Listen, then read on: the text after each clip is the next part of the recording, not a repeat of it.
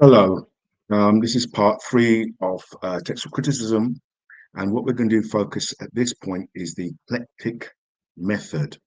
So one of the things we mentioned before was you have two basic traditions. You have the modern eclectic method, and you have the Byzantine tradition. Byzantine tradition was developed almost like organically, and you find the majority of manuscripts, but modern textual criticism follows the eclectic method. So basically, one of the things we mentioned in, I think, part two was about the canons or the rules of modern textual criticism. Now, Kurt and Barbara Land, in their book Texts of the New Testament, they had a rule, it's class rule number 9. So I think there was 12 rules in total. And it says variants should never be treated in isolation, but always considered in the context of tradition. Studies there studies there is too great a danger of reconstructed test tube texts which never existed at any time or place. So give you an example of this, and you'll see I'll have a number of examples of this. What they're basically saying is that when you look at different variants, so different manuscripts would have different variant readings. And rather than look at the verse as a whole, you look at part of the verse, look at a variant reading there, then you move to the next variant reading. So by the time you end up by the end of the verse, you may have no manuscript support, i.e., that reading found in the Nestle-Zerland 28, and you look, you can't find any manuscript which has that reading. So that was the warning that Kurt and Barbara Land had, known as rule number 9. But what you will see is that that this actually happened. So even though the rule was created by them, we find that it was not kept to by themselves. So the example is Matthew 19, verse 28. And so what we're going to do, we're going to look at that. All right. So in terms of modern Greek Bibles, all right. So this is the verse, all right. Everyone who's left houses or brothers or sisters or fathers or mother or children or lands for my name's sake, receive 100-fold. I will inherit eternal life. All right. Now, this gives a prime example of the textual critic, modern-textual critic. So that one verse, Matthew 19, verse 28, is broken down into three pieces, so to speak. All right. So what I've done, I put A, B, and C. All right. So this is taken from the ESV, and we look at the first part and everyone who has left. Yeah. So that is supported by a quite large number of manuscripts. Uh, Aleph, C, E, K, L, W, Delta, Beta, and so forth, F1, F8. So it's quite a number of manuscripts, right? When you go to the second part, when it says B, which is houses or brothers or sisters or father or mother or children or lands, the support for that reduces to Codex Vaticanus or Codex B. So when you get to the third part, or C, which I've broken up into C, for my name's sake, will receive 100-fold, I will inherit eternal life. It's supported by majority of manuscripts, except Aleph and B. So if you put that together, no manuscript, Greek manuscript, supports this particular verse. All right. So no Greek manuscript supports this particular verse. So it has zero manuscript support. When you put it all together, and this is the problem with eclectic text, it breaks a verse down into portions. So they look for a particular manuscript support for that, then a second part, and so forth. So when you add it all together, the whole verse has no manuscript support. We've got a number example, John 5, verse 2, and I've quoted from the ESV. Now, it is in Jerusalem by the sheep gate of Paul in a rank called Bethesda, which has 5 roof colonnades ESV. All right, so you've got the Greek there, but as a whole, this verse has no manuscript support, just as a whole, no manuscript support. And what I've done, I've used Reuben Swanson's Greek New Testament manuscripts. So it tells you the support and so forth. All right. So John 5, verse 2, let's look at another one. All right. Continuation, right? So when you look at this and it's broken down.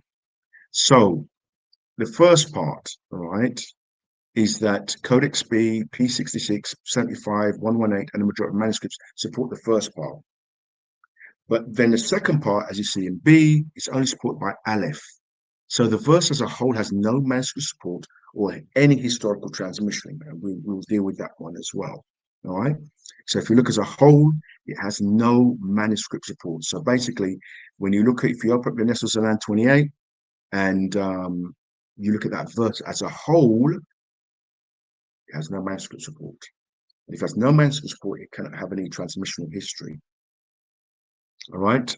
We've got John 9, verse 4. And I've got the King James there. I must work the works of him that sent me while it is day. The night cometh when no man can work. We must work. Now, you see the difference there? John 9, verse 4 says, I must work the works of him that sent me while it's day. Night cometh when no man can work. ESV says, we must work the works of him who sent me while it is day. Night is coming when no one can work. So we see here the majority of manuscript supports the first reading, but the second reading, we break it down. All right. So if you look at the first part, all right, it's necessary for us to work the works of him that sent me until the day is coming. All right. So we see that the first part, A, all right, is supported by B corrector only. The second part, all right, is supported by B and majority of manuscripts. Overall, there's no manuscript support. Yeah. So remember, the first part is supported by a B corrector. Yeah. All right.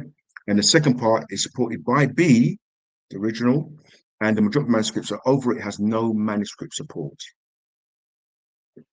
John 9:35. Then this is an interesting one. All right. So you've got doctrinal issues with the eclectic text.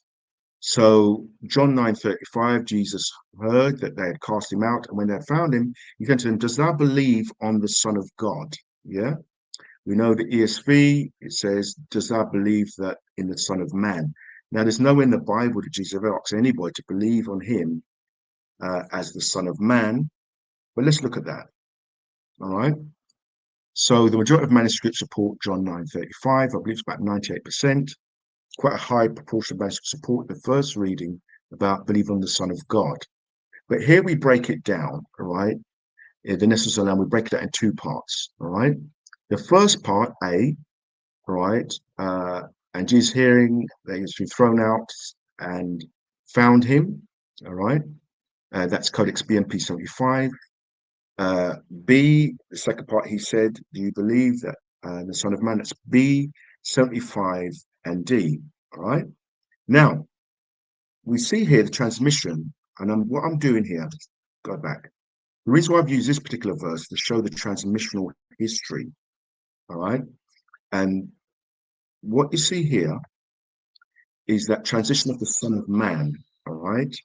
It's P75, Codex B and D, 5th century, but it seemed to fall off. So in terms of the reading, it's never really copied. And also you have the aspect that it seems to be just a local text. You don't see there's a breadth of readings throughout the empire, but you see P75, Codex B, and Codex D. While it's supported, it doesn't seem to be a copied reading. So the Son of Man doesn't be a copied reading.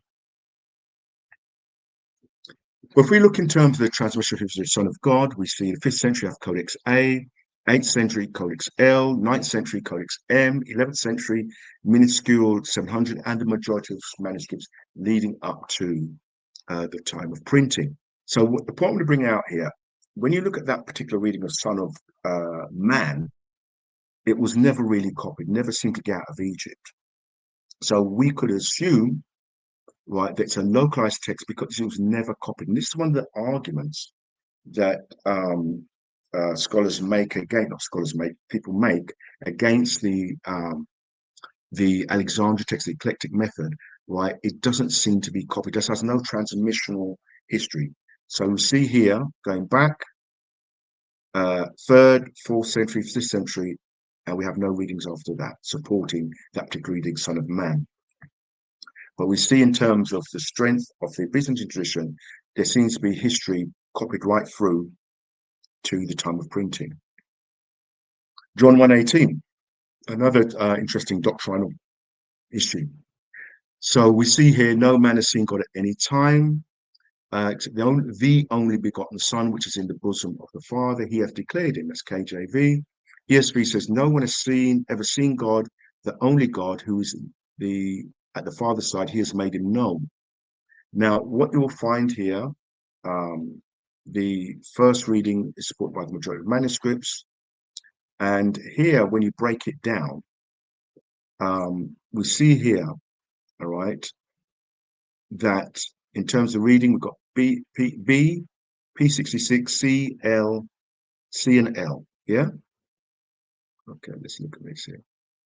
So, only begotten Son, we've got 5th century, 6th century, 8th century, 9th century, 10th century. So you see a consistency of only begotten Son throughout history from the 5th century. So you can see it being copied and multiplied throughout, right? But let's look at the other reading, only begotten God. So you see here 2nd and 3rd century, P66 and P75, 4th century Codiphalic, 5th century Codex C, and then you have one manuscript in the 8th century, which is Codex L. Now, I believe Codex L has an affinity with the Alexandrian manuscripts. So then it seems to become extinct as we go further on. Here's an interesting variant. This is Matthew 5, verse 22. Now, this is first readings from the KJV and also in terms of majority Byzantine tradition, by saying to you that whosoever is angry with his brother without a cause shall be in danger of the judgment. Whoever shall say to his brother, Raka, shall be in danger of the council. Never shall say, thou a fool, shall be in danger of hellfire. Now, here's an interesting variant, and I'll go into this. So ESV says, but I say to everyone who's angry with his brother. So there's no without a cause. All right. Let's move on to this. So I said the first reading, it's supported by the majority of manuscripts. But here we see here, in terms about the eclectic method, right? And this is why I say it's a very interesting variant. So what you see here, when you break it down to 3 parts, the first part is supported by the majority of manuscripts. It agrees with the majority of the first part. I say to you that everyone that is angry with his brother, yeah? So that first part is supported by majority of manuscripts. But the second part, with admits without cause, right, is only supported by Codex B and Omega. Then the third part is supported by the majority of manuscripts. So you see almost like the arbitrary way that modern text criticism is, because it seems to sort of be very subjective.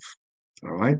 So you see here, the first part, when you break it down to 3, is that the first part is supported by majority of manuscripts, then switch to Codex B and Omega, and then switching back to the majority of manuscripts, which doesn't seem to make sense. All right. So look at Bruce Metzler's commentary, and so I would sort of recommend, if you get Bruce Metzler's commentary, you will see in Bruce Metzler's commentary the reasons why they selected particular readings. Now, this is what Bruce Metzler's commentary says. Although the reading with Eke is widespread from the 2nd century onwards, it's more likely that the word was added by a copyist in order to soften the rigor of the precept than omitted as unnecessary. Yeah, the necessary land states the reading supported by P64B and Aleph. Now, P64 doesn't have Matthew 5, verse 2. All right. Reuben Swanson says it's only supported by B and Omega, which is a 4th and 9th century manuscript. So you see here, the reason being, which doesn't make sense really, although the reading with Eke is widespread from the 6th century onwards, it's more like the word appeared was added by copies. Now, remember the previous presentation, I believe it's part 2, talking about the shorter reading. So one of the canons of textual criticism is the adoption of the shorter reading. They said that scribes are more like to add than omit. So you see here that the reason why to omit Eke was because the rule, the textual canon rule of the scribes seeking to add than omit. But as can be seen by the research by James Royce, Juan Hernandez, Maurice Robertson, E.C. Cowell, Peter Head, Andrew Wilson, every study of scribal habits supported the fact that scribes were more likely to omit than add. So we look at the purpose or the reason why he omitted it was because he believed that the scribes added, yeah, which we know was faulty because every scribal studies has shown that scribes were more likely to omit than add. All right, so that's it for today. Next session, we're going to go into Semitic words, and hopefully over a period of time, we look into Mark 16, verse 9 to 20, and some of those things there, which are textual criticism, about textual criticism. So God bless you, God keep you, and may cause his face to shine upon you. God bless you.